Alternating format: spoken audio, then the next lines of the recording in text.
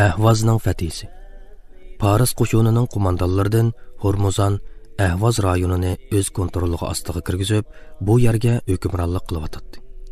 U Parislarning mashhur nasablaridan biriga tava bo'lib, Qadisiya urushidan qochib qutulganlardan biri edi. U Ahvozni o'z qo'liga olgandan keyin atrofiga lashkarlarni to'plab, musulmonlar besib olgan yerlarga qayta hujum qo'zg'ashga boshladi.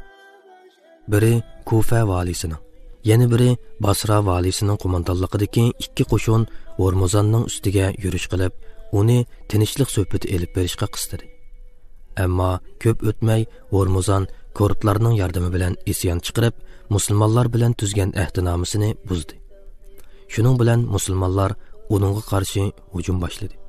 Hormuzon yengilib qochdi va Tustar, hozirgi Shushtar shahriga kirib, bu yerda qarshilik ko'rsatmoqchi bo'ldi. Ammo shahar xalqi musulmonlarning adil hukmronligi sababidan o'z manfaatlarini ko'zda tutib, jizya to'lashni qabul qilib, sulh tuzdi. Shuning bilan Hormuzon ikkinchi qatim sulh tuzishga majbur bo'ldi. Shu mezgillarda Tustardan boshqa Jandisabur qatorliq Paris hukumatiga tava bir qancha shahar aholisimi sulh tuzdi. Islom qo'shini qo'mondonlaridan Harqus ibn Zuhayr Suqul Ahvozni fatih qilgan bir paytda Hormuzon imperator Yazdigiritning kuch ko'rtishi bilan sulhini yana buzib, musulmonlarga qarshi isyon ko'tardi. Hazrat Umar bu ishdan xabar tepib, Kufadagi qo'shinning Numan ibn al-Muqarrin qo'mondonligida Hormuzonning ustiga yurish qilishni amr qildi.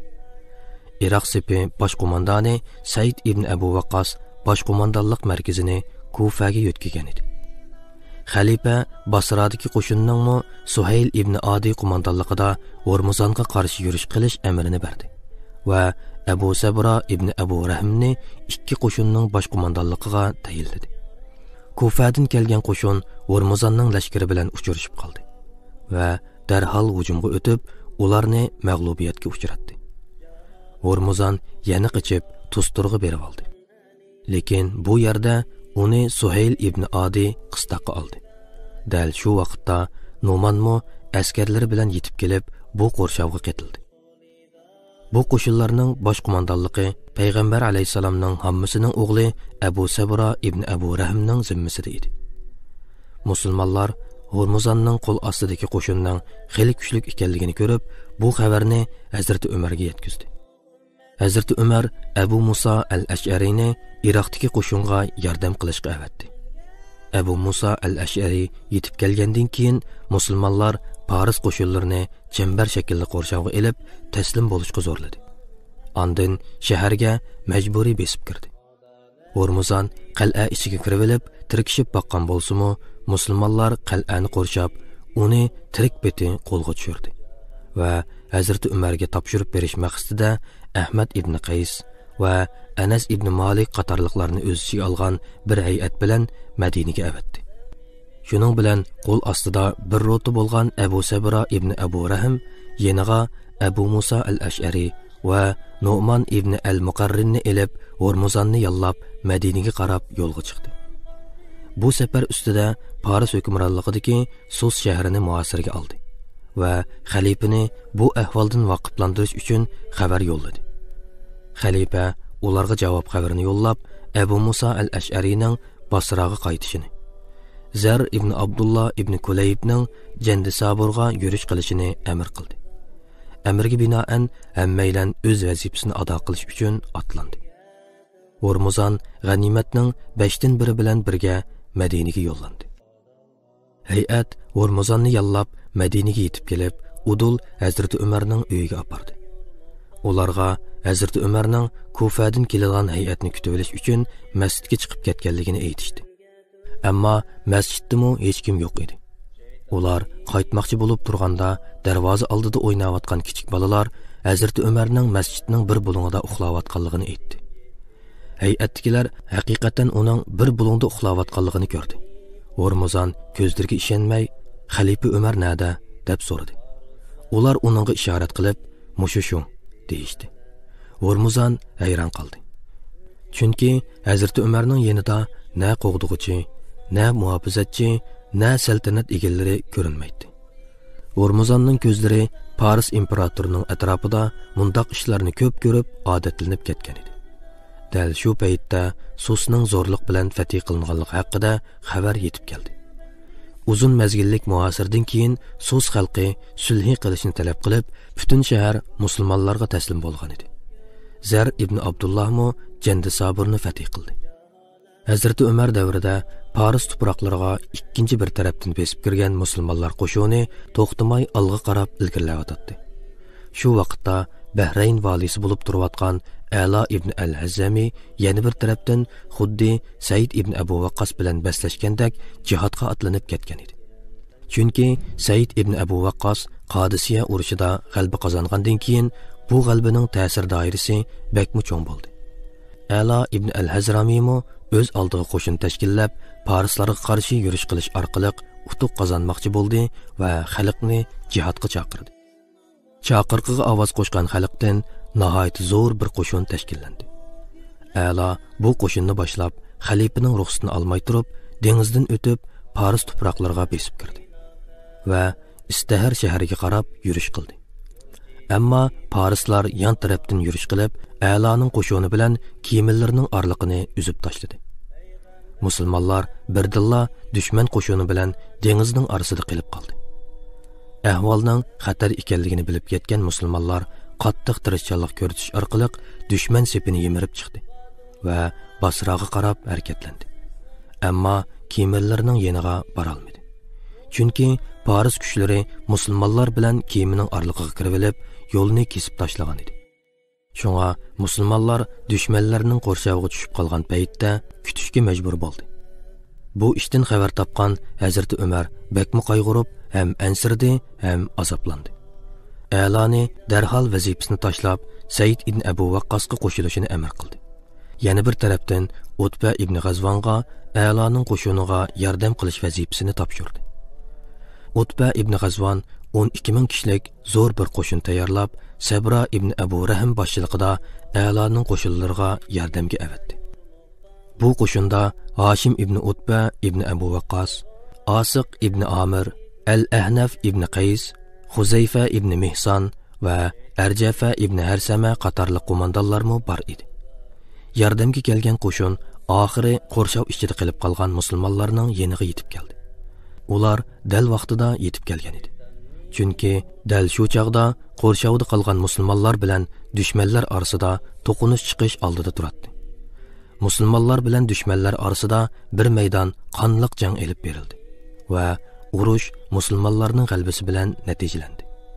Musulmonlar Utba ibn G'azvonning qo'mondonlik markazi bo'lgan Basraga qaytdi. Parislar bu qitim Nihavandga yig'ilishga boshladi. Hazrati Umar musulmon qo'shinlarining tarqilib ketib, parishon holga tushib qolishidan ansirganligi uchun ularning Paris tuproqlarida davomli olg'a ilgarilishini xohlamaydi. Musulmonlar Hazrati Umarning fikri bo'yicha Hormuzon va g'animatlarni elib mangan hay'atning boshchisi Ahnaf ibn Qays Madinaga yetib kelgicha, ya'ni qisqa bir mezgil ichida hech nega mitirilmay kutib turdi. Hay'at Hazrati Umar bilan ko'rishgan vaqtda Hazrati Umar Al-Ahnaf ibn Qaysdan fatih qilgan yerlarda musulmonlarning g'ayri musulmonlarga qanday muomalada bo'layotganligini so'rab bilishga tirishdi. U musulmonlarning boshqa dindagi kishilarga yomon muomala qilib qo'yishidan andish qiladi. Chunki u adolatsizlikning isyonga sabab bo'ladiganligini biladi va bu ishga bakmu ahamiyat beradi. Al-Ahnaf qisqacha qilib, biz ahdiga vafo qilish va boshqalarga yaxshi muomala bo'lishdan boshqani bilmaymiz, dedi. Hazrati Umar uning texmi konkretroq javob berishini talab qilib, bu qandoq gap?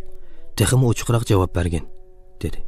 Shuning bilan Al-Ahnaf mundoq dedi. Ey mu'minlarning amiri, o'zingga ma'lumki, Paris tuproqlariga texmi ishkirlab kirishimizni to'sib, hozircha fatih qilgan yerlarimizni qo'g'dab turishimizni amr qilding. Ammo shuni yodimizdan chiqarmasligimiz lozimki, Paris imperatori texi hayot va o'z xalqi orasida yashayotidi. Uning mavjudligi Parislarni bizga qarshi har doim kuch ko'rsatib turadigan eng muhim omil. Darvaqa u hayot bo'lg'achqa o'z xalqini bizga qarshi to'xtamay kuch ko'rsatib turadi. Shunga Parislar bilan aramizda pat-pat to'qinish yuz berib turadi. ular bizga hujum qilyotidi. Chunki bir davlatda ikki hokimiyatning teng mavjud bo'lib turishi mumkin emas. Biri yana birini cho'qim ko'zdan yo'qotish kerak. Shunisi haqiqatki, parislar bizga qarshi isyon chiqargandilar, ondan ularning ustiga yurish qilyapmiz va ularning tuproqlaridan oz bir qismini fath qilyapmiz. Ularni kushkirtiyotgani shu anda ularning orasida yashayotgan podshohlardir.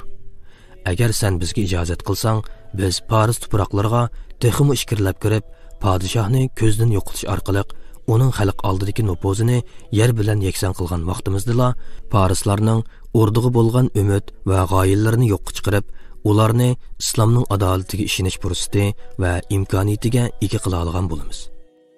Bu so'zlardan ta'sirlangan Hazrat Umar Al-Ahnaf ibn Qaysga haqiqatan o'rinliq gap qildim.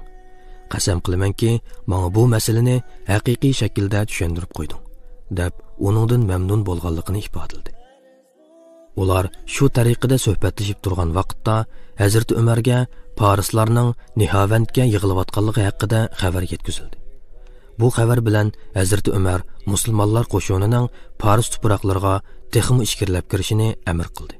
Hatto o'zimi bir rotining beshiga o'tib, oldingi safga otlanib, fatih harakatlariga qatilmoqchi bo'ldi. Ammo sahobalar kengayish orqali uning bu fikriga qarshi chiqdi. Bu ishda Hazrat Alining roli cho'ng bo'ldi. Shuning bilan Hazrat Umar bu niyatidan yondi. Hazrat Umar amaliy ahvolni bir qo'r ko'zdan kechirgandan keyin oldingi safdagi qo'mondonlardan Huzayfa ibn al-Yaman qo'mondonligidagi Kufa qo'shini, Abu Musa al-Ash'ari qo'mondonligidagi Basra qo'shini va Nu'man ibn Muqarrin qo'mondonligidagi qo'shinga xabar yo'llab, ularning darhol harakatlanishini, hamma qo'shin oldingi safda uchrashgandan keyin har qaysi qo'mondonlarning o'z qo'shinining qo'mondonligini qilishini va Nu'man ibn al-Muqarrinning qo'shinning bosh qo'mondonligini o'z ustiga elishini. Agar u shahid bo'lsa, uning o'rniga Qays ibn Makshuhning bosh qo'mondon bo'lishini amr qildi. Ondan qo'mondonlar safida yuz berib qilish ehtimoli bo'lgan o'lish, yorinish vaqalarini ko'zda tutib, kimlarning bosh qo'mondonlik o'rniga chiqsa bo'ladiganligi haqida tizimlikni qo'shib avatdi. Bu amr bilan islom qo'shinlari Nihavandga qarab harakatlandi. Musulmonlar qo'shinining umumiy soni 30 ming atrofida. Halbuki Nihavanddagi parislarning soni 150 mingdan ortiq edi. Ikki qo'shin orasida chorshanba kuni boshlangan to'qinish ertasi payshanba kuni kechgacha to'liq 2 kun davomlashdi. Ustunlik yana musulmonlarning qo'lida edi. Qishtaqqa ilingan Paris qo'shinlari sepil ichiga chekinib kirib, o'zlarini qo'g'dashdan boshqa ish qila olmadi. Musulmonlar shaharni qo'rshovga oldi. Bu qo'rshovning uzun mazgilga so'zilib ketadiganligini tushungan bosh qo'mondon Nu'man ibn Muqarrin yordamchi qo'shinlarni yig'ib, boshqacha bir taktik tepib chiqish uchun maslahatlashdi. Yordamchilar uningga keyniga chekinish taktikasi maslahatini berdi. Agar shunda qilsa, parislarning g'ayratga kelib, shahardan chiqib, musulmonlarning keynidan qo'g'daydiganligini, ondan musulmonlarning keyniga qaytib, ko'ngildagidek natijaga erishadiganligini bildirishdi. Nu'man bu taktikani qabul qildi va avval parislarga bir hujum qo'zg'ab, ondan keyniga chekinish taktikasini boshlatish uchun qo'l ostidagi qo'mondonlardan KAKga ta'limot berdi. Musulmonlar qo'shini parislarga umumyuzlik bir hujum qo'zg'agandan keyin keyniga chekindi. Darvaqa parislar musulmonlarning keynidan bostirib keldi. Ikki qo'shin orasida bir maydon qonliq jang yuz berdi. Urush maydoni jasadlar bilan liq to'lib ketdi. Parislardan 100 ming lashkar o'ldi. Ammo musulmonlarning Nihavand urushi bosh qo'mondoni Nu'man otdan tushib ketib shahid bo'ldi. Uning shahid bo'lganini inisi Nuaymdan boshqa hech kim sezmadi. Nuaymmo musulmonlarning parishon bo'lmasligini o'ylab hech kimga tinmadi va yerga tushgan sanjoqni elib qo'mondonlardan Huzayfa ibn al-Yamanning qo'liga tutqizdi. Qo'shinga Nu'manning o'rnida Huzayfa qo'mondonlik qildi va urush uning qo'mondonligida oxirlashdi. Urush oxirlashgandan keyin Nuaym aksining o'lim xabarini e'lon qildi. Paris qo'shinining qo'mondoni Firuzan urush maydonidan qochib ketgan edi. Ammo islom qo'shinining qo'mondonlaridan KAK Ferozanning keynidan iz qo'g'lab, Hamadan to'piliklarida tutib olib o'ldirdi. Shunda qilib, islom qo'shinlari Nihavandga zo'rliq bilan kirishga muvaffaq bo'ldi. Undan keyin Ji deb atiladigan Isfahonni ishg'ol qildi. Ondan Abu Musa al-Ash'ari Qum va Kashan shaharlarini fath qildi. Suhayl ibn Adimo Karmonni oldi. Nihavand urushida bo'lib o'tgan voqealar Hazrat Umarga so'zlab berilganda, shahid bo'lgan islom qo'mondonlari uchun shunda qattiq azoblandiki, o'zini tutib ololmay, ho'ngrab yig'lab ketdi. Ondan shahid bo'lgan askarlarning ismlari bir-birlab o'qilganda, garchi u ularning ko'pinchisini tonimasimi, yana shundoq yig'ladi va mundoq dedi: "Mening ularning hammasini bir-birlab toniganim bilan tonimag'animning nima farqi bor? Alloh taolo ularni toniydi, biladi-ku. Shunga Alloh ularning martabalarini ustun qilib, shahidlik bilan mukofotlamadimi? Umarning ularni tonishining ularga nima foydasi bor?" Aslida Hazrat Umarning qo'mondan va rahbar tayinlash siyosati ustida bir oz to'xtalib o'tsak, buning biz uchun ko'p foydasi bor. Shundoq, uning har qanday ahvolda qo'mondonlik maqomiga sahobalarni qo'yishi va shundoq qilishda ching turishi hammaga ayon. Ammo uning ba'zida darajasiz va oddiy bir askarni qo'mondan qilib qo'ygan vaqtlari bo'lgan. Lekin bu qo'mondonni vaqti kelganda uni oddiy askar sifatida asli o'rniga qaytarib, uning o'rniga boshqa bir askarni qo'mondan qilib qo'yadi. Bir qo'mondan textunigun o'z amrida xizmat qilayotgan birining bugun o'ziga amr berayotganligini ko'radi. Bu orqali Hazrat Umar insonning cho'ngchilik hissiyotiga berilmasligiga, har kimning asosan tang barobar ekanligini bildirish yo'li bilan uning jamiyatdagi haqiqiy o'rnini yaxshi tunib yetishiga, muloyimlik va kamtarlik tuyg'usini yuttirib qo'ymasligiga, hammaylarning faqat Alloh rizosi uchun mujodala qilayotganligiga ishonishiga imkon va fursat yaratib berishga tirishadi. Nihavand fath qilingandan keyin hech qanday andish qolmagan Hazrat Umar musulmonlar qo'shinining Paris tuproqlarida xohlagancha ilgarilisi bo'lganligiga qanoat hosil qildi. Islom qo'shinining soni qanchalik oz, qurol yaroqlarining qanchalik nachar bo'lishiga va o'zlari duch keladigan dushmanning qanchalik kuch-quvvatlik bo'lishiga qaramay, umumiy bir harakat boshlanish uchun 7 qo'mondonga yorliq chiqarildi. Chunki ishning asli mohiyatiga baqsaq, musulmonlarning urush maydonlarida qo'lga keltirgan bu parlaq natijalar va kuchqon zafarlarga hargiz ularning son va qurol yaroqlarining yaxshi nacharligi bilan emas, balki ularning davranmas, mustahkam imoni va cheksiz fidokorliklari orqali erishganligini ko'rib yetalaymiz. Bu 7 qo'mondan Hazrat Umarning yorligiga binoan fath ishlarini mundoq davomlashtirdi. 1. Nuaym ibn Muqarrin Hamadanga yurish qilib, shaharni fath qilgandan keyin Yazid ibn Qaysni bu yerga boshliq qilib tayinlab, o'zi Ray, ya'ni hozirgi Tehronga qarab yurish qildi va bu shaharni ishg'ol qildi. Ondan Hazrat Umarning ma'qulligi bilan inisi Suvayd ibn Muqarrinni bir rota askarga qo'mondan qilib, Qus degan yerga avatdi. Suvayd o'ziga hech qanday qarshilik ko'rsatmagan shahar xalqi bilan sulh tuzdi. Bu ahvoldan xabar topgan Jorjan va Tabariston xalqimi qo'mondan Suvaydga murojaat qilib, o'zlarining islom hukmronligiga o'tmoqchi bo'lganligini bildirdi. Bu sapning bosh qo'mondoni Nuaym Hamadondagi qarorgohida Bakr bin Abdullahni Ozarbayjonga avatdi va uning orqasidan Sammak ibn Hirsa qo'mondonligidagi bir bo'lik askarni yordamchi qilib avatdi. Utba ibn Farqadmo yana bir tarafdan Ozarbayjonga yurish qilgan edi. Bakr ibn Abdullah Ozarbayjonning ba'zi yerlarini fath qilib, xeyli ko'p muvaffaqiyatlarga erishdi. 2. Suraqa ibn Amr U Kaspiy dengizining g'arbiy qirg'og'idagi Babul Arbabga qarab yurish qildi. Uning qo'mondonligidagi qo'shinning Turshavillarining beshida Abdurrahman ibn Rabi bor edi. Abdurrahman qo'mondoni Suraqaning ijozatini olgandan keyin bu yerning hukmdori bilan tinchlik ahdnomasi tuzdi. Ondan qo'mondan Suraqa bu yerning tog'liq rayonlariga Bakr ibn Abdullah, Habib ibn Maslama, Xuzayma ibn Usayd va Sulaymon ibn Rabi'alarning qo'mondonligida askar avatib, u yerlarni fath qilmoqchi bo'ldi. Ammo o'zi u mazgilda vafot bo'ldi. Hazrat Umar Suraqaning o'rniga Abdurrahman ibn Rabi'aning qo'mondan bo'lganligini keyinchi uqqan bo'lsa-mu, uningga e'tiroz bildirmadi va uning vazifasini tasdiqladi. 3. Al-Ahnaf ibn Qays. U Tabsayn orqali Xorasonga kirib, u yerda Yerat shaharini zo'rliq bilan oldi. Shaharga Sahar ibn Fulan al-Abdini mas'ul qilib qo'yib, o'zi Yerat daryosini bo'ylab ilgirlab, Marva'i Shahjahonga yurish qildi va u yerni ishg'ol qildi. Harisa ibn Numanni shaharga mas'ul qilib, Murg'ab vodisidan safarini davomlashtirib, Yazdigiritni qo'lga tushirish uchun Marva'i Ruzga qarab yo'lga chiqdi. U vaqtgacha Kufadan yo'lga chiqqan yordamchi qo'shinmi uningga yetishib keldi. Yazdigirt bu qitim qechib Baliq shahariga panohlanganligi uchun yordamchi qo'shin shu yerga avatildi.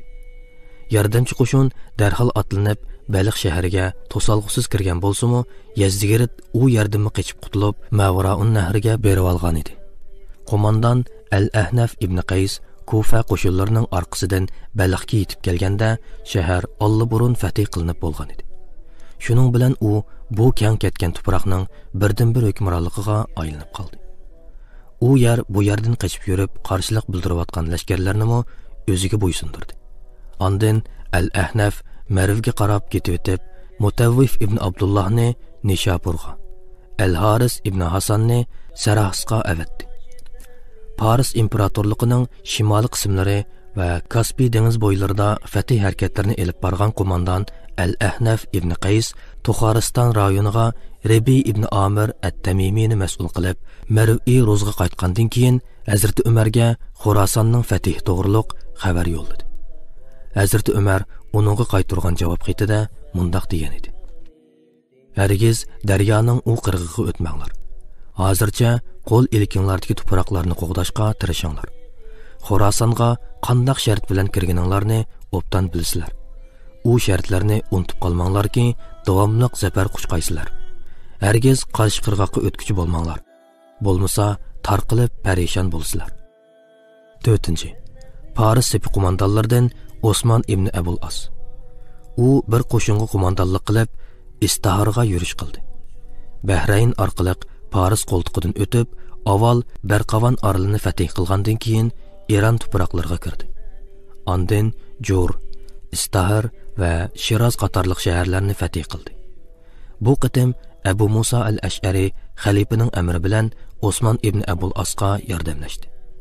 Bu fathlar jarayonida qo'mondonning inisi Hakim ibn Abul Asmo uningga ko'p yordam qildi. 5. Yana Paris sepi qo'mondonlaridan Sariya ibn Zanim al-Qinani. U qo'shinni boshlab o'zining harakat yo'li ustidagi Parislar to'plangan bir yerni ko'zlab yo'lga chiqdi. Avval ularni qo'rshovga oldi. Ammo Parislar kurdlardan yordam talab qildi. Kurdlar ularning chaqirig'iga ovoz qo'shdi. Düşmanlarning sonining ko'payishi bilan musulmonlar xatarlik ahvolda qoldi. Birdan-bir chorasi atrofdagi do'nglardan foydalanish edi va shunda qildi. Qo'mondan Sariya bir do'ngga chiqib, bir tarafdan keynida qolgan qo'shinni qo'g'dashga tirishsa, yana bir tarafdan dushmanlarga qarshi jangni davomlashtirdi. Nihoyat musulmonlar ustunlikka erishdi. Bu to'qinish yuz berayotgan vaqtda Hazrat Umar Madinada jamoatga namozini o'qib beryotdi. Uning ilohiy karomat bilan bu hodisani his qilganligi va xutbasini to'xtatib, "Ey Sariya, tog' tarafga, bo'rining hilisini bilmagan ang vaqti cho'pon o'z qo'ylarining jeniga zomin bo'ladi" deb varqirganligi. Shundaqla Sariya va uning qo'mondonligidagi mujohidlarning bu ovozni nihoyat ochiq anglaganligi rivoyat qilingan. Allah bu yerni əmrga bo'lgan itoatning natijasi sifatida musulmonlar qo'shinining fath qilishiga muyassar qildi. 6. Qo'mondan Asim ibn Amir at-Tamimi. U Basraliklardan tashkillangan bir qo'shinga qo'mondonlik qilib, Sijiston rayoniga qarab otlanib, bu rayonning markazi Zaranjni uzun vaqt qo'rshovga olgandan keyin shaharga besib kirdi. Shahar xalqi urush to'xtatib, sulh tuzishni talab qilishga majbur bo'ldi. Ondan u bu yerning idoriy ishlarini o'z qo'liga elib, amalligiga mas'ul bo'ldi. 7. Paris sepi qo'mondonlaridan Suhayl ibn Adi al-Xazraj. U bir qo'shinni boshlab, Kirmanni Parislarning qo'lidan elib, islom tuproqlariga qo'shdi. 8. Qo'mondonlardan Hakim ibn Amir at-Tag'labi. U qo'l ostidagi qo'shin bilan Miqronga yurish qildi. Ulardan boshqa keynida bir yordamchi qo'shin bor edi. Musulmonlar dushman qo'shini bilan uchrashgan vaqtda ikki qo'shinning orasida bir daryo bor edi. Paris qo'shini daryodan o'tib musulmonlarning oldiga keldi. Ammo musulmonlarning zarbasiga bardoshlik berolmadi. Musulmonlar Paris qo'shinlarining ara-arasiga bosib kirib, ularni teri-perang qilibdi. Ondan u yerni tal-to'kis fatih qildi. 9. Utba ibn Farqat. U Paris tuproqlarining g'arbiy shimoliga bosib kirib, u yerlarni fatih qildi. Shuning bilan Sasoniylar davlati yiqilib, Iron tuproqlari butunlay degidek islom davlatining hokimiyatiga kirgizildi.